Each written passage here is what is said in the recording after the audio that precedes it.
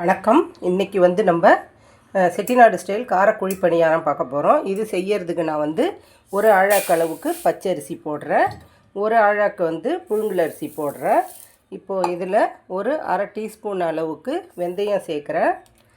இதுலேயே ஒரு அரை டம்ளர் அளவுக்கு அரை கப்பு அளவுக்கு உருட்டு உளுந்து போடுறேன். இப்போ இதை நல்லா கழுவிட்டு எடுத்துகிட்டு வந்துடலாம். இப்போது இதை வந்து நல்லா அரிசியை நான் 4-5 முறை நல்லா உரசி கழுவி எடுத்துகிட்டு வந்துட்டேன். இப்போ இதில் மூழ்கிற அளவுக்கு தண்ணி ஊற்றி ஒரு தட்டு போட்டு மூடி இது ஒரு 4 மணி நேரத்துலேருந்து 5 மணி நேரம் வரைக்கும் ஊறணும். பாருங்கள், இப்போ ஒரு நல்லா 5 மணி நேரமாக ஊறி இருக்குது. இப்போ இந்த தண்ணியை ஈர்த்துட்டு நான் கிரைண்டரில் தான் போட்டு அரைக்க போகிறேன். கம்மியாக இருந்ததுன்னா நீங்கள் மிக்சியில் கூட அரைச்சிக்கலாம். நான் இதை வந்து கிரைண்டர்லேயே போட போகிறேன். தண்ணி ஊற்றாமல் கொஞ்சம் கெட்டியான பதத்துக்கு அரைச்சிக்கலாம். பாருங்கள், நல்லா திட்டமாக வந்து நைஸாக அரைச்சாச்சு. இங்கே பாருங்கள், இந்த பதத்துக்கு எடுத்துக்கலாம். இப்போ இதை வழிச்சிட்டு பார்க்கலாம். பாருங்கள், மாவு நல்லா வழிச்சிட்டேன். இதை வந்து கொஞ்சமாக லாஸ்ட்டில் கிரைண்டர் கழுவின தண்ணி கொஞ்சம் தனியாக எடுத்து வச்சுருக்கிறேன். ஏன்னா இது வந்து நான் 2ஆக பிரிச்சுக்குவேன். இனிப்பு குழி பணியாரத்துக்கு ஒரு கப்பு எடுத்துக்க போகிறேன். அதனால் இந்த மாதிரி தனியாக தண்ணி கரைச்சி வச்சுருக்கேன். இப்போ இது வந்து நல்லா ஒரு நைட்டு பூரா இப்போ நைட்டு அரைச்சிருக்கிறேன். இப்போ நைட்டு பூரா நல்லா புளிச்சு இருக்கட்டும், காலையில் ஊற்றிக்கலாம். இப்போ இது ஒரு மூடி போட்டு மூடி எடுத்து உரமாக வச்சுட்டு நைட்டு பூரா இருக்கட்டும், காலையில் பார்க்கலாம். இப்போ பாருங்கள், இதில் நான் வந்து பாதி மாவு எடுத்துக்கிட்டேன். இதுக்கு வந்து நம்ம இதுக்கு கட்டியாக கரைக்கிறோன்னா நான் வந்து இனிப்பு பணியாரத்துக்கு அதில் நம்ம வெள்ளை கரைசல் சேர்க்கும்போது அது தண்ணியாகும். அதுக்காக தான் நான் வந்து கட்டியாக அரைச்சி எடுத்துருக்கிறேன். இப்போ இதில் வந்து பாருங்கள், ஒரு வெங்காயம், ஒரு பச்சை மிளகாய், ஒரு தேங்காய் பல், கருவேப்பிலை, கொத்தமல்லி, கொஞ்சம் கேரட் துருவல் இதெல்லாம் சேர்த்து இதில் போட்டுக்கிற மாவில். இப்போது இதை வந்து நம்ம இந்த மாவில் நல்லா கொட்டி கலந்துக்கலாம். இதில் கேரட்லாம் போடுறதெல்லாம் நம்மளோட விருப்பம்தான். மெயின் வந்து வெங்காயம், பச்சை மிளகாய், தேங்காய் திருவி கொட்டலாம், இல்லை பல்லாக கீனி கூட போட்டுக்கலாம். இப்போ இதில் வந்து கொஞ்சம் கடுகு உளுந்து தாளித்து கொட்ட போகிறோம். இப்போ பாருங்கள், கொஞ்சம் கடுகு உளுந்து, கடலைப்பருப்பு ஒரு ஸ்பூனு, பெருங்காயம் கொஞ்சம் போட்டிருக்கேன்.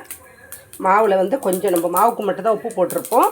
இப்போ வந்து நான் மாவு அரைக்கும் போதே உப்பு போட்டுட்டேன். அது நான் உங்களுக்கு வீடியோவில் வரல. இப்போ இதில் வெங்காயம், பச்சை மிளகாய்க்காக ஒரு அரை சிட்டிகை உப்பு போட்டுக்கலாம்.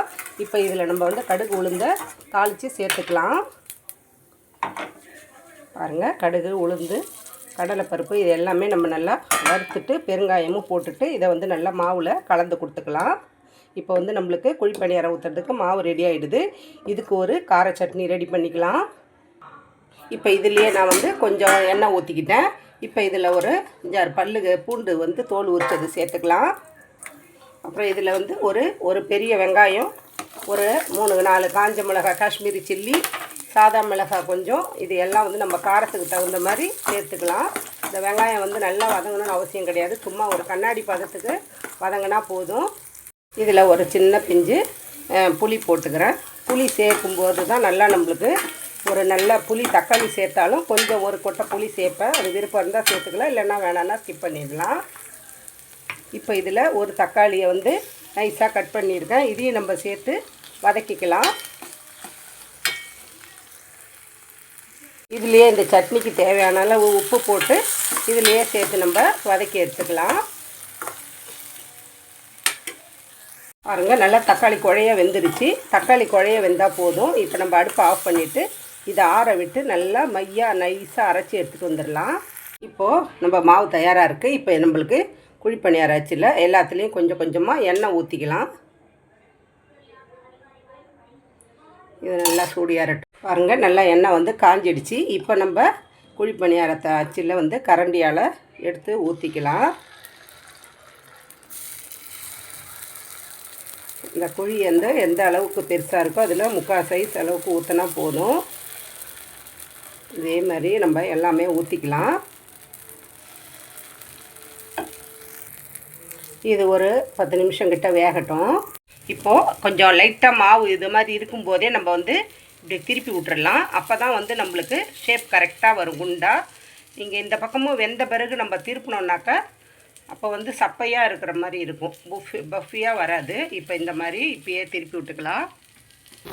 இப்போ பாருங்கள், இப்போ எல்லாமே திருப்பி விட்டாச்சு. இப்போ திருப்பி விட்டு சிம்மில் வச்சுட்டு கொஞ்சம் வந்து 2 பக்கம் நல்லா நார்மலாக செவக்கிற அளவுக்கு வச்சுட்டு எடுத்துக்கலாம். இப்போ பாருங்கள், இப்போ வந்து எல்லா பக்கமும் இந்த பக்கமும் நல்லா வந்து திருப்பி விட்டுக்கலாம். பாருங்கள், இப்போ வந்து 2 பக்கமும் நல்லா ஒரே மாதிரியே வருது பாருங்கள். இல்லைன்னா ஒரு பக்கம் வந்து நல்லா ப்ளஃபியாக வராது, நம்ம முன்னாடியே வேகிற வரைக்கும் விட்டோம்னாக்கா. இப்போ 2 பக்கமும் திருப்பி விட்டு நம்ம வந்து நல்லா செவந்த உடனே எடுத்துக்கலாம். அவ்வளோதான், நம்மளுடைய குழி பணியாரம் ரெடி ஆகிடுச்சு. இப்போ இந்த சட்னிக்கு ஒரு தாளிப்பு போட்டுட்டால் சூப்பராக ரெடி ஆகிடும். இப்போ இந்த சட்னிக்கு கொஞ்சம் எண்ணெயில் கடுகு கருவேப்பிலை போட்டு சூப்பராக தாளித்து வச்சாச்சு.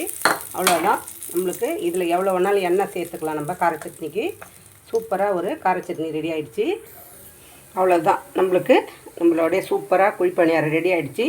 இதை நம்ம எடுத்து தட்டில் பிளேட்டில் சர்வ் பண்ணிக்க வேண்டியது தான்.